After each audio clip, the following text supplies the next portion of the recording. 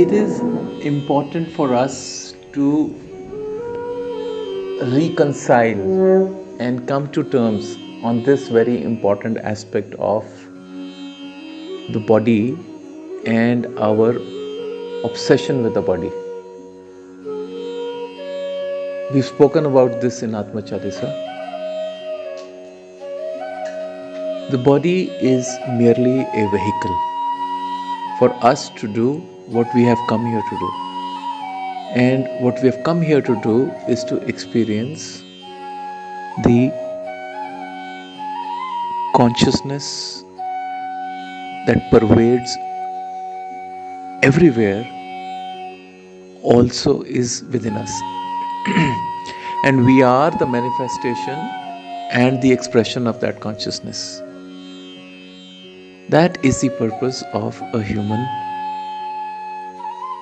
birth, to experience the joy of being in the state of oneness with that consciousness. Because we are, since the time we are born, when we are born as a child, we cry when we come into this world. We cry because we are separated from the joy of being in that one consciousness, and we are getting our nourishment through the umbilical cord of the mother. And before we get into the mother's womb, we are one with consciousness. And then when we get separated from it, we start crying. And all our life, we are wanting to be happy. We are yearning to find this happiness. And what is this happiness going to come from? It comes from when we experience our own innate consciousness. And that is what is called bliss. And that is what Vedas have been talking about, Satchitananda. This is what the journey is about. And that's the only reason why we have taken human birth. Even gods find to take this body so that they can experience it in this. This is the special thing about our planet. That this is where we come to experience the ultimate truth. While we know we are that truth, but we have to experience it here. This is what it is about. And then, if body is a vehicle, then this body is only serving that particular purpose of us achieving that goal. And we know that the body has an expiry date. In fact, we come with the return ticket already back. The only thing is, none of us knows what is the date on the boarding pass when we go back. But the boarding pass is already issued. No one can change it. So when we know that it is already fixed, then you do what you want to. You can neither delay it, nor can you prepone it. This flight leaves on a time. And if you understand that, the whole struggle of the life will go away. But you need to accept it. We keep denying it as if this truth doesn't exist, while we know deep inside us that this is true. So therefore, when things happen to your body, we should understand that the body is asking for some attention, and we need to just deal with it, cope with it. We do not have to get obsessed with it. But what happens to us? We are obsessed with our looks, we are obsessed with our beauty, we are obsessed with, our challenges. We want to understand why it is happening, how to go underneath it, and then we become like donkeys. What's the quality of a donkey? Donkey is always carrying with it load. I once met a guy in a yogic retreat. He and I were sharing a room together, and he was carrying a bag full of Ayurvedic powders, and he was soaking his nuts in the night. He was, at every meal eating some powders, before every meal, breakfast, lunch, dinner, and he was carrying it with him. And one day I told him, I said, "You've come here to learn yoga and Vedanta, but you have not understood that you have just become a prisoner of carrying all this. Oh, my health is bad, and all these Ayurvedic things I have to carry." I said, "Well, you can either look after your health or you can look after understanding the principle of Vedanta." So we end up, carrying this luggage of herbal nutrients, stuff that we think we need. Whereas if you allow the mind to step in, and because we are constantly looking for answers, and you will always find some people who will give you ways of dealing with it, and soon we keep adopting and we keep adopting, and we don't realize where this whole life became so complex around what to do, what to eat, what not to do. I had attended the program of the Sattvic movement, and I followed their diet for a period of 3 months. And in those 3 months, I had phenomenal results on my health, because they basically talk of almost, raw stuff with using only natural oils and using fruit juices and vegetable juices. But one day the thought came to me that, is that how I want to live my life? Is that how I want to be a person who will only eat these things at these times and become a health freak? Obsessed all the time, because in this kind of a diet you're always thinking what you're going to do that, because to create those 2 glasses of juice you need so many vegetables, you need to first peel them, you all the time you're thinking of how you're going to do this, right? And food becomes an obsession for you, and then that means anywhere you travel, you're carrying this as a handicap with you, and whoever is hosting you, you'd be the most painful guest for them. So I visualized, is that how I want to live my life, even if it is giving me good health? And I realized that the answer to every question is the middle path. This is one extreme. Does it work? Sure, it does. But anything that you believe in actually works. If you believe that you have gluten, then it works for you. You will, always be. But if you don't believe that you are, suffering from it, also there is no problem. So ultimately, everything, there is a law, and I've spoken about it a million times now, is yad bhavam tad bhavati. What you believe in actually manifests in your life. So where does belief come from? It comes from your mind. So the whole mind is actually having a grip on your body. When you're emotionally down, the body is feeling sick. When when you've made these associations, and today we were discussing and you were still trying to make these associations. I wonder how it happens. I wonder why this happens, right? When my body behaves like that. You're already creating, the whole time you're obsessed in thinking, of these relationships. And once somebody will give you a relationship, you will, get stuck.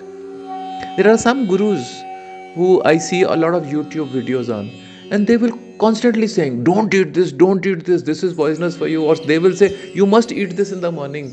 What are we doing? We are again conditioning people. We're brainwashing people just because we are in a higher position. We start to give people this do's and don'ts. And because we love and adore them, we also start to implement them. So we start having neem, turmeric, this, that, everything. And we don't realize it. We think we are doing good things for the body, right? And we start getting into these kind of fixations. Yeah? And then we become rigid around it. And then slowly this is how mind comes in. Because till now we were doing it, we did not know it was wrong. But just because somebody in authority has said it, we tend to believe it. And her mind is, then starts getting over there. And then whoever we meet, we would start telling, oh, I don't think this is a good thing to do. This is a wrong food combination, right? So my point is, if you add everything together and understand that if you don't allow the mind to get in, you can actually pretty much enjoy everything without getting impacted by it. Yeah, and that is how I have refused to come into the trap of anyone. And I have realized that if the principle is Yad Bhavam Tad Bhavati, I will create my own belief systems and I'll follow that. Right? And I worked, it works like miracle. Because actually that is what everybody is doing.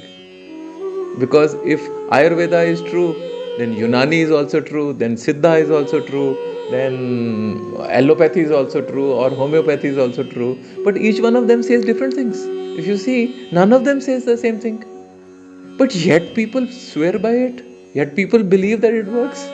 So what is it working? Is it their theory working or your belief in them is working?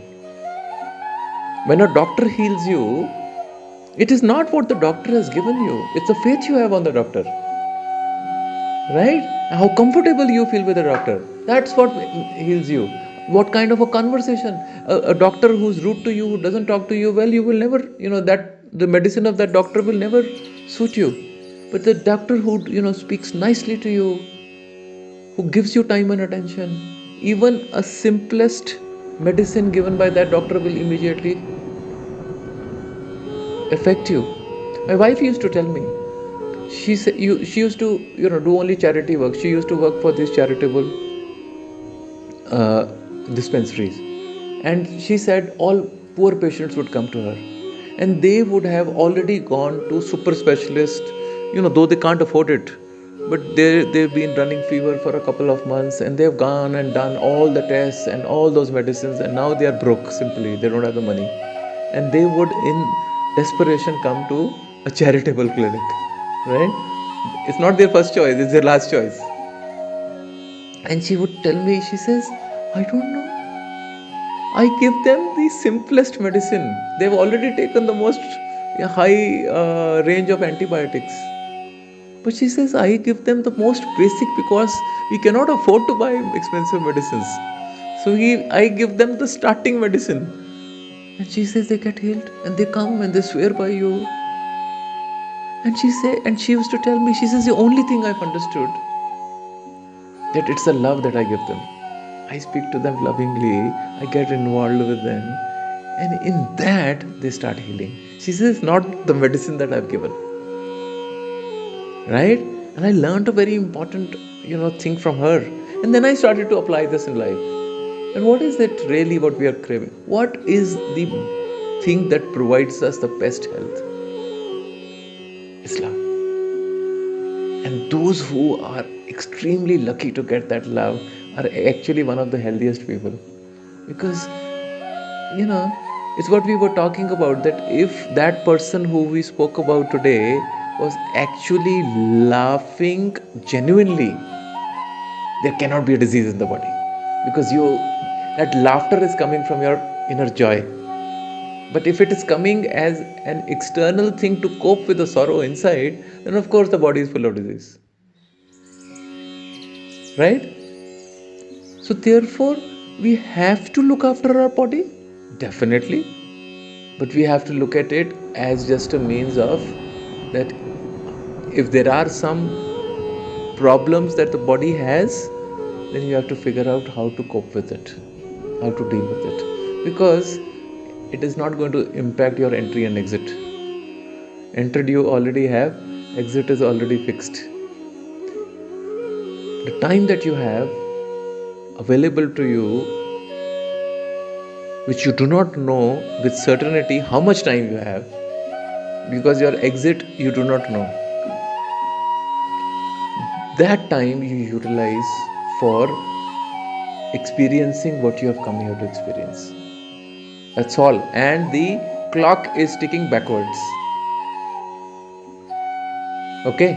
So to me, and when you have already achieved everything else, this is what I did. I said, I have achieved everything. I've tried to achieve success in various aspects of life, and I have gone and ticked all those boxes. The money box, the family box, the wealth box, right? What else to do? There is some part of it which is incomplete.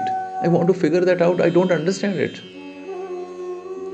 And I have the resources. Why can't I go and get this done?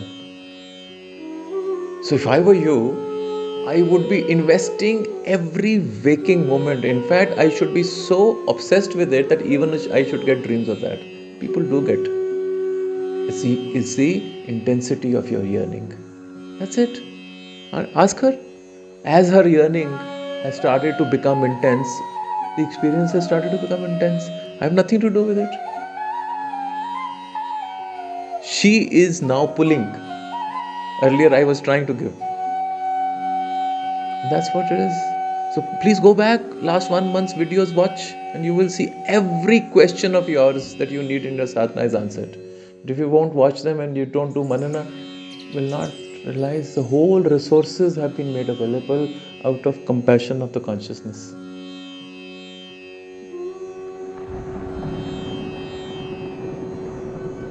So, your choice.